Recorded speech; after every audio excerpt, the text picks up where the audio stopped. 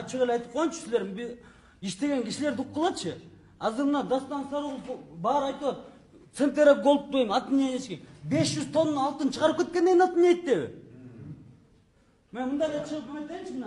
2 мүнөт берген мен Айтаңыз, орундай. Мен Кумтөрдө юрист болуп иштедим. 3 жыл иштедим.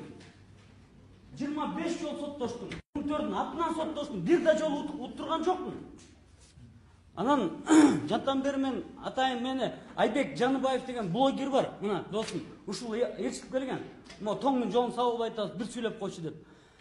Биз деген туура эмес обсуждение болуп атат. Мен деген ичинен билем. Мына просто эле мына 5 пункт айтайын. КГКнын президенти $350 000 зарплата алат. Ал эмнеге $350 000 алыш керек? Член совета директорлор $85 000 алат. Эмнеге $85 000 алыш керек? Эмне кылганына?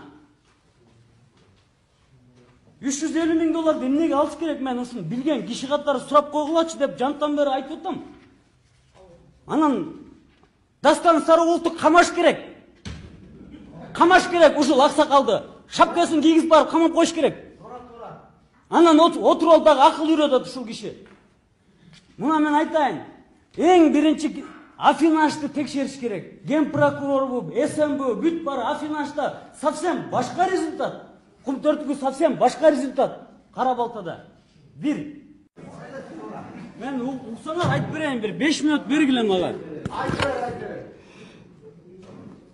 Бизде 500 тонна алтын деп ататмы, 300 тонна точно чыгып кетти деп жогорку кеңештен айтылган. 300 тонна алтын 15 миллиард доллардын акчасы чыгып кетти. Баарыбыз отурат, мояктын баары. Бир чучукту контики член деп койсо, 1000 сомдук чучукту.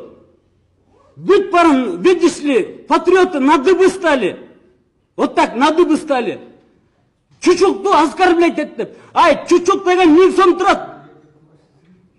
15-30 миллиард доллардын акчасын чыгарып кетти. Бир да кыргыз унчукпайт, отурат. Ана, это так положено.